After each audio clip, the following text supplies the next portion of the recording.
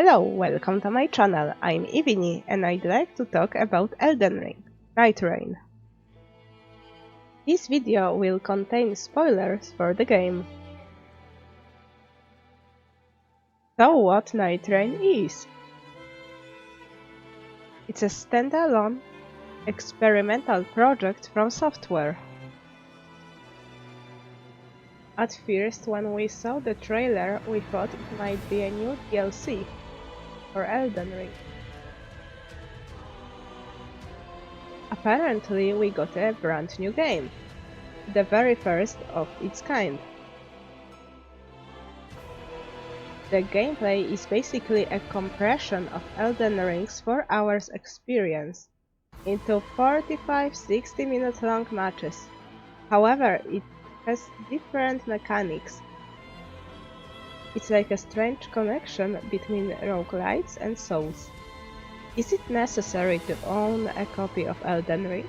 Who usually ask this, and at least in my opinion, no, it isn't. However, it's good to know other games, because this will make you appreciate returning bosses from previous titles. What has Nightreign changed?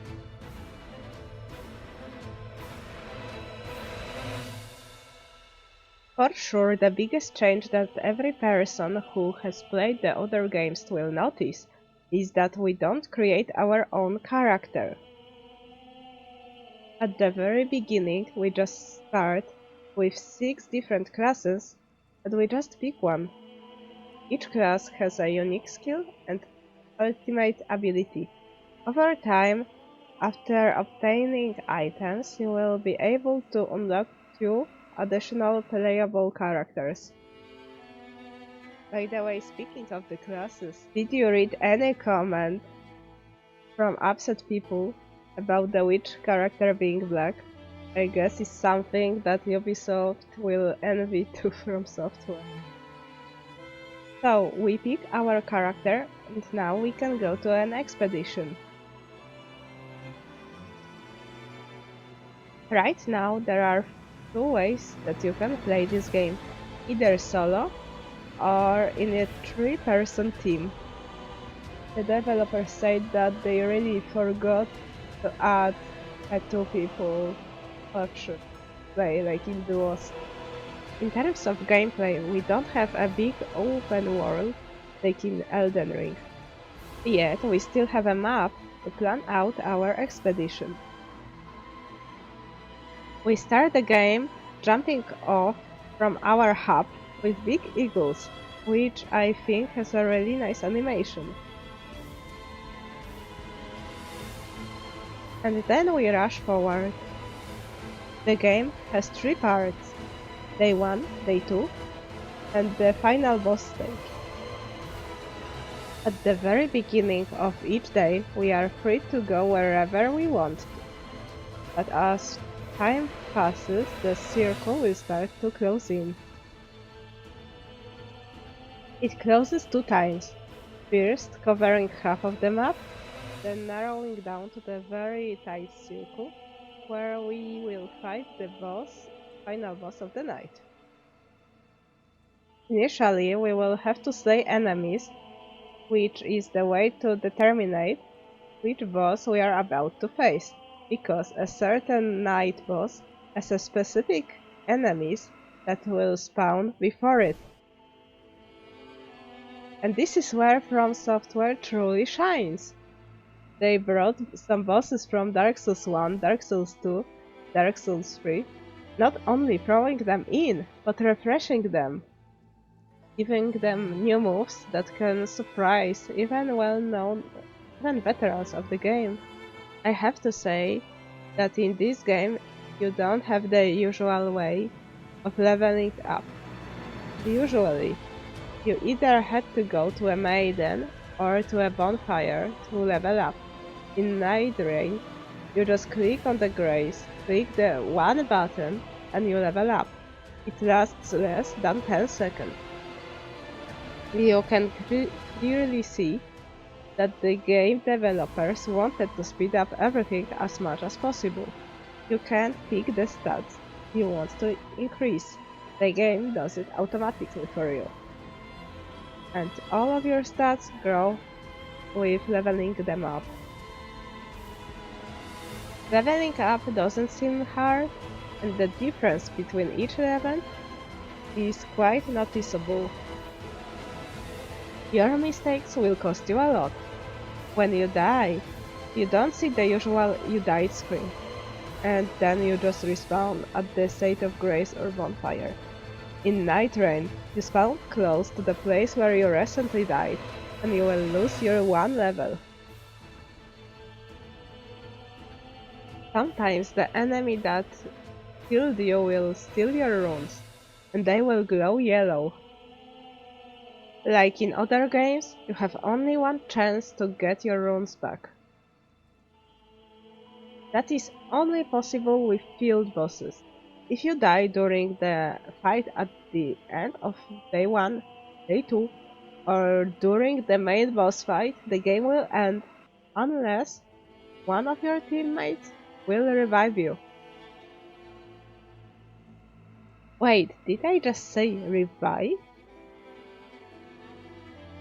Yeah, there's this cool mechanic that allows you to revive your friends. You revive them by just hitting them, hitting their character. The character will have a purple circle indicating how many times you need to hit them in fights during night 1, 2, or the final boss of the expedition. The circle has no time limit. With field build bosses, you have a chance, but it's short amount of time to do it. How do we get the gear? By killing field bosses, then something I usually call a phantom shows up and gives us weapon or character upgrades to our choose. We can pick one option, usually between 2 or 3 upgrades. There are rumors that the tougher the boss is, the better the reward gets. And there are 3 kinds of rarity: uncommon, rare, and legendary.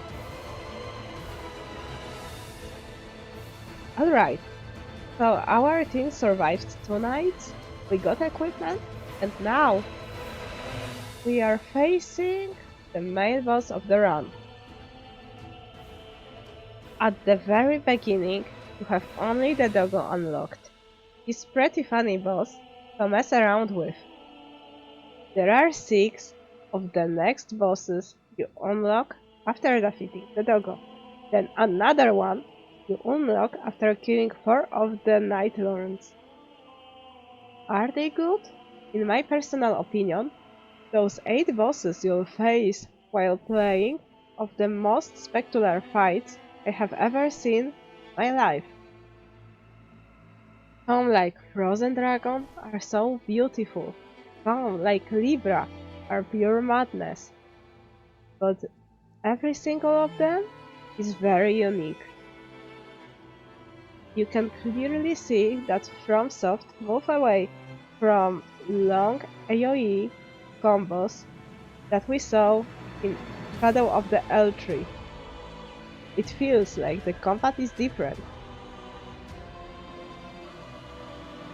Bosses are far more aggressive, but as we play, we finally have the tools to fight back or stop bosses from making their moves. Playing with a ranged class, Iron Eye, you have many more ways to toy with bosses, especially flying ones. You can just shoot them out of the air.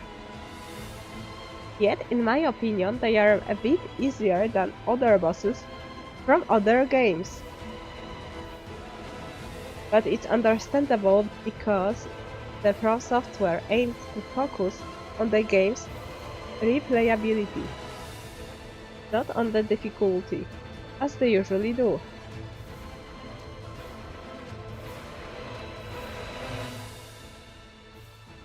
In my opinion, it's a great game with beautiful colors, a really fast gameplay, that keeps you fully focused all the time. A truly new direction, but I hope they will release more games like this, adding even more content from previous titles.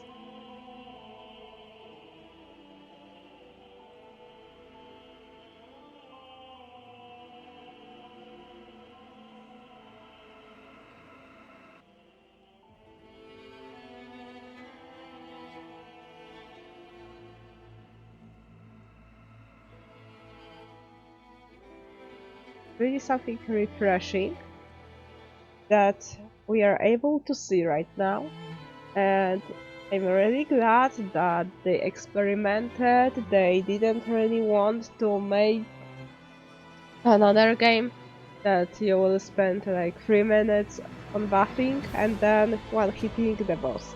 But I'm sure some people will go to get to that point. I hope you like my review. Comment section belongs to you.